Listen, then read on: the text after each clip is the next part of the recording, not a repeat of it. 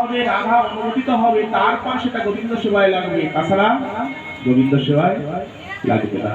আমরা যতই গৌর গৌর করি না কেন, গৌরকে পেতে হলে আগে নিতাইকে দরকার। নিতাইয়ের অধিকার, নিতাই আগে না পেলে, নিতাইয়ের করুণা না হলে কখনো আমরা যুগল সরকার পাবো না।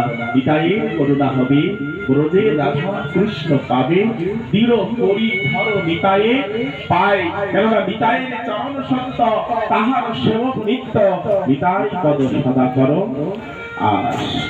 কেননা নিতাই নাগর রসের সাগর, সকল রসের গুরু।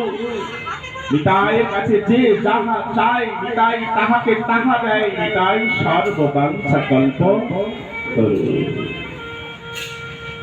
তেমনি গৌরকে পেতে হলে নিতাইয়ের করুণা দরকার, আর নিতাইয়ের করুণা হলেই গৌরের কৃপা লাভ হবে, আর গৌর কৃপা লাভ হলেই যুগলের কৃপা লাভ হবে। এই জন্য আমার শ্রী গুরু মহারাজ একটু বলেন যে প্রথম চাই সদ্গুরুদেবের চরণাশ্রয়।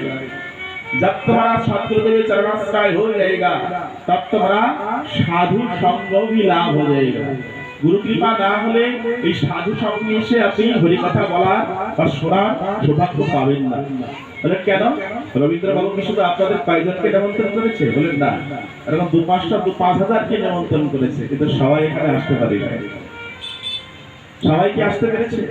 মায়ার সংসার, মায়ার কবল থেকে এইখানে ভাগবত কথা, ভাগবত অমৃত পান করা অত সোজা নয়। মায়াদেবী সবাইকে আষ্টে পৃষ্ঠে বেঁধে রেখেছে। ওই মায়ার বাঁধনকে ছেড়ে ভাগবত আসনে বসে, এই মৃত্তিকার এই জল কাদার আসনে বসে যে হরিকথা শোনার মতো সবার সৌভাগ্য নয়। নরম গদির আসন সবাই করছে, উচ্চ আসন চাইছে, নরম পালঙ্ক চাইছে, এসি চাইছে, ঠান্ডা চাইছে, আরামের জায়গা চাইছে, কিন্তু হরি কথা শোনার জন্য সবাই কি আসতে পারে না। মহাজনগণ বলছেন দিল্লিতে একটা সংসদ আছে, যারা সংসদ সদস্য হয়ে জনগণের ভোট তারা পাস করেছেন তারাই এখানে বসতে পারে, আর যারা পাস করে নাই তুমি আমি যেতে পারলেই জলাধাক্কা দিয়ে বের করে দেবে।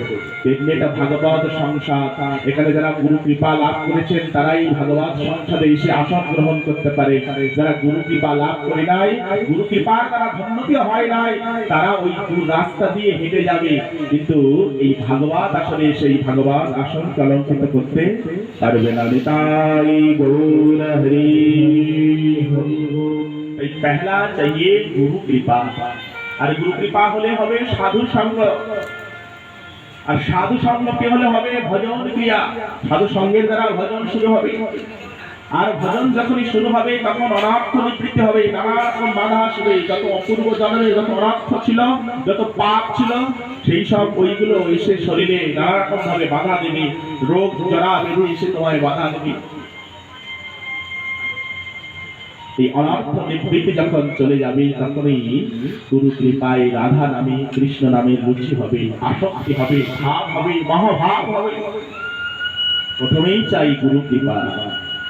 গুরু কৃপা না হলে কোনো কিছুই সম্ভব নয়। তাই পদকর্তা মহারাজ গুরু বন্দনা করতে গিয়ে বৃন্দাবনের এই গুরু বন্দনার মধ্যে সেই কথা আলাপ করছেন।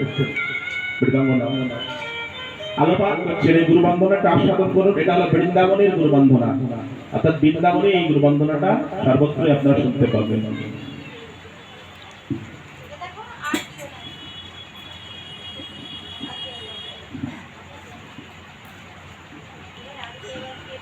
गुरु कृपा करके मुझको अपना लेना, गुरुदेव कृपा करके मुझको अपना लेना, गुरुदेव कृपा करके मुझको अपना लेना। मैं शरण पड़ा तेरे